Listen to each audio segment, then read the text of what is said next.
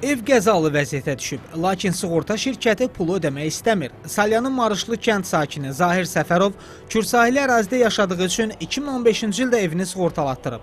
Bir il sonra isə Kür çayı daşaraq evi qəzalı vəziyyətə salıb. Aprel ayının 2-sində Kürün qalxması nəticəsində, suyun daşması nəticəsində evimi su basmış.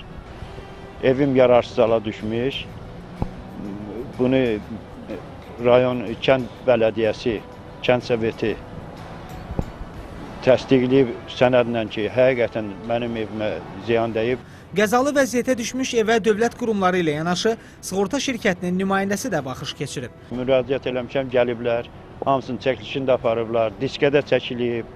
O vaxtdan bəri də qorxuruq o evdə yaşamağa. Evdə çöküb, partlayıb, şəklini də çəkiblər, diskə də çəkmişik, evdəki qəzalı vəziyyətdə. Sığorta şirkəti tərəfindən evə dəymiş ziyan 15.000 manat dəyərində hesablanıb. Həmin məbləğin ödənilməsi üçün nümayəndə Zahir Səfərova tapşırıb ki, müvafiq dövlət qurumlarından rəsmi sənədləri toplayaraq sığorta şirkətinə təqdim etsin.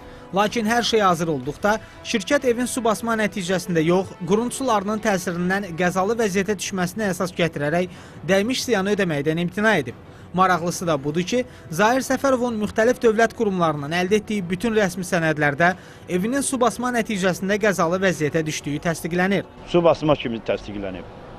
Hansı qurumlardan almışsınız sənədləri? Bu hansılardır? Ərazi nümayəndəsindən almışam, bələdiyyə nümayəndəsindən almışam, icra hakimiyyəti nümayəndəsindən almışam, arxitektor təsdiqləyib.